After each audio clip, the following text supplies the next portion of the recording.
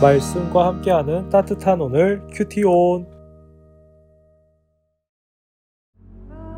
사라가 127세를 살았으니 이것이 곧 사라가 누린 햇수라. 사라가 가나안 땅 헤브론 곧 기럇 아르바에서 죽음에 아브라함이 들어가서 사라를 위하여 슬퍼하며 애통하다가 그 시신 앞에서 일어나 나가서 헷 족속에게 말하여 이르되 나는 당신들 중에 나그네요 거류하는 자이니 당신들 중에서 내게 매장할 소유지를 주어 내가 나의 죽은 자를 내 앞에서 내어다가 장사하게 하시오. 헷 족속이 아브라함에게 대답하여 이르되 내 주여 들으소서. 당신은 우리 가운데 있는 하나님이 세우신 지도자이시니 우리 묘실 중에서 좋은 것을 택하여 당신의 죽은 자를 장사하소서. 우리 중에서 자기 묘실에 당신의 죽은 자 장사함을 금할 자가 없으리이다. 아브라함이 일어나 그 땅 주민 헷 족속을 향하여 몸을 굽히고 그들에게 말하여 이르되 나로 나의 죽은 자를 내 앞에서 내어다가 장사하게 하는 일이 당신들의 뜻일진데 내 말을 듣고 나를 위하여 소할의 아들 에브론에게 구하여 그가 그의 밭머리에 있는 그의 막벨라 굴을 내게 주도록 하되 충분한 대가를 받고 그 굴을 내게 주어 당신들 중에서 매장할 소유지가 되게 하기를 원하노라. 에브론이 헷 족속 중에 앉아있더니 그가 헷 족속 곧 성문에 들어온 모든 자가 듣는 데서 아브라함에게 대답하여 이르되 내 주여 그리 마시고 내 말을 들으소서. 내가 그 밭을 당신에게 드리고 그 속의 굴도 내가 당신에게 드리되 내가 내 동족 앞에서 당신에게 드리오니 당신의 죽은 자를 장사하소서. 아브라함이 이에 그 땅의 백성 앞에서 몸을 굽히고 그 땅의 백성이 듣는 데서 에브론에게 말하여 이르되 당신이 합당히 여기면 청하건대 내 말을 들으시오. 내가 그 밭값을 당신에게 주리니 당신은 내게서 받으시오. 내가 나의 죽은 자를 거기 장사하겠노라. 에브론이 아브라함에게 대답하여 이르되 내 주여 내 말을 들으소서. 땅값은 은 400세겔이나 그것이 나와 당신 사이에 무슨 문제가 되리이까. 당신의 죽은 자를 장사하소서.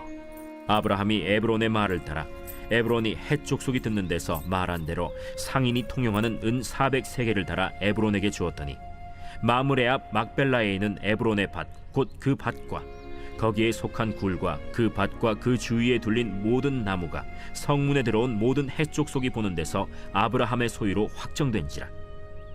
그 후에 아브라함이 그 아내 사라를 가나안 땅 마므레 앞 막벨라 밭 굴에 장사하였더라.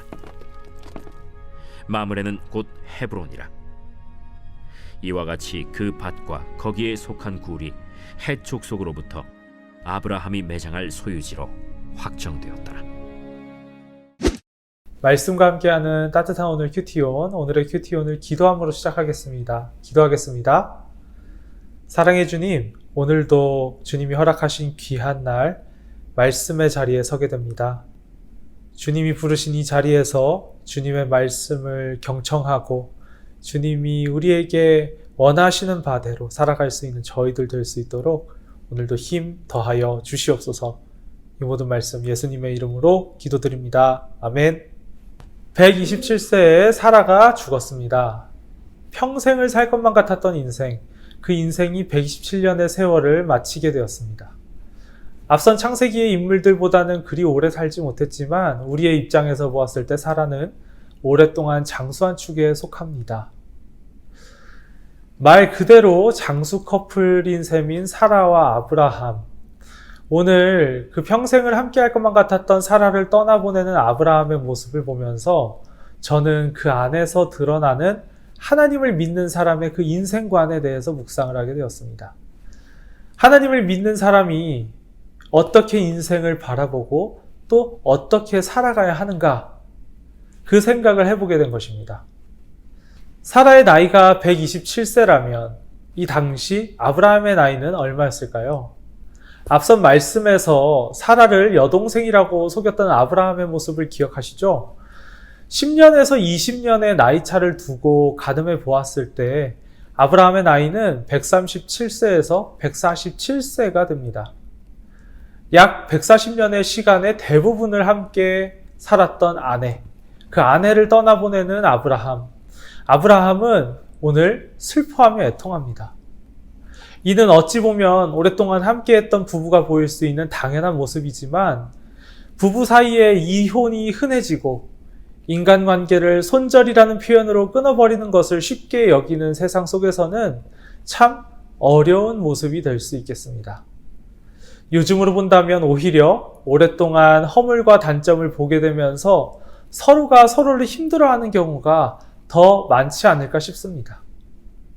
오늘 저는 아브라함의 모습을 보면서 내 주변에 하나님이 붙여주신 소중한 사람들을 과연 나는 사랑하고 있는가 하는 생각을 하게 되었습니다. 그리고 사라의 죽음을 슬퍼하며 애통했던 아브라함처럼 주변 사람들을 더욱 사랑하는 인생을 살아야겠다는 다짐을 해보게 됩니다. 다음으로 아브라함의 모습을 보니 아브라함은 사라와의 이별을 슬퍼하는 데에서 멈추지 않고 있는 모습을 보입니다. 3절을 보니 아브라함이 슬픔의 자리를 일어나 나갔다라고 합니다. 아브라함에게서 드러나는 슬픔과 애통, 그리고 일어섬은 인생을 허무하게 바라보지 않는 그의 모습을 보여줍니다. 슬픔 가운데 머무는 것, 떠나보낸 사람을 그리워하며 함께했던 세월의 그 무상을 토해내는 것이 아니라 다시 일어서서 자신이 해야 할 것을 해나가고 있는 것입니다. 그렇습니다. 하나님을 믿는 사람들은 인생을 허무하게 바라보지 않는 사람들입니다. 우리의 인생이 여기가 끝이 아니라는 것을 아는 사람들은 자신의 인생을 허무하게 바라보지 않는 것이죠. 더 나아가서 한번 봐볼까요? 아브라함은 자신을 표현하기에 나그네라는 명칭으로 표현을 하고 있습니다. 헤브론 땅에서 아브라함은 과연 정말 나그네였을까요? 아닙니다. 그는 헤브론에 정착하고 대략 10년 후에 아들 이스마엘을 낳았는데요. 이스마엘이 아브라함의 나이 86세에 얻은 아들이니 그는 70대 중반부터 140세 중반에 이르기까지 약 70년 이상의 세월을 헤브론에서 살고 있었던 것이었습니다. 그리고 아브라함은 그곳에서 부유했을 뿐만 아니라 꽤 큰 영향력을 미치는 사람이었습니다.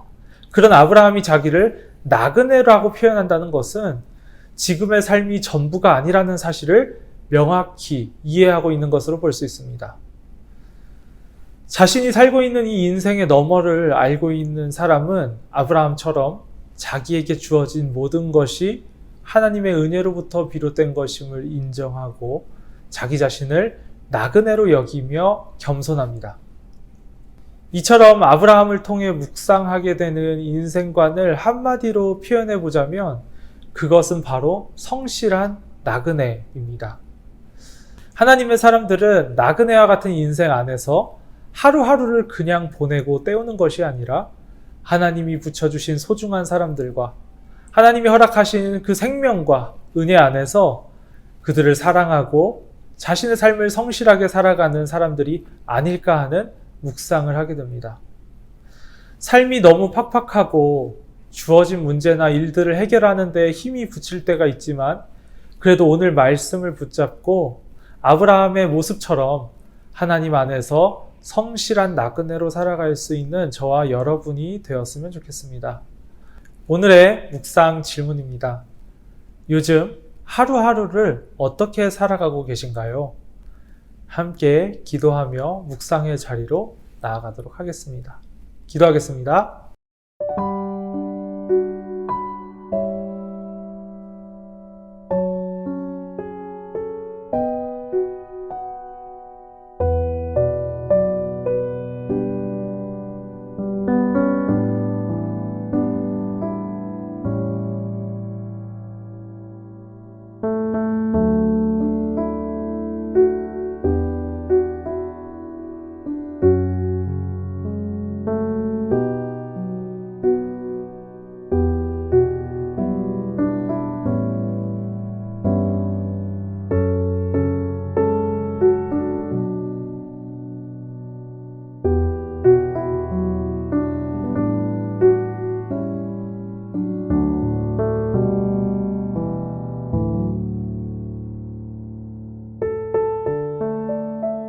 사랑의 주님, 주님이 허락하신 사람들, 그리고 생명 안에서, 은혜 안에서 성실한 나그네로 살아갈 수 있는 저희가 되기를 원합니다.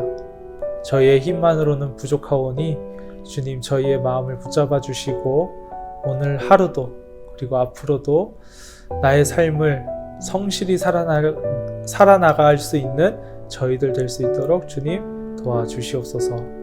이 모든 말씀 예수님의 이름으로 기도드립니다. 아멘.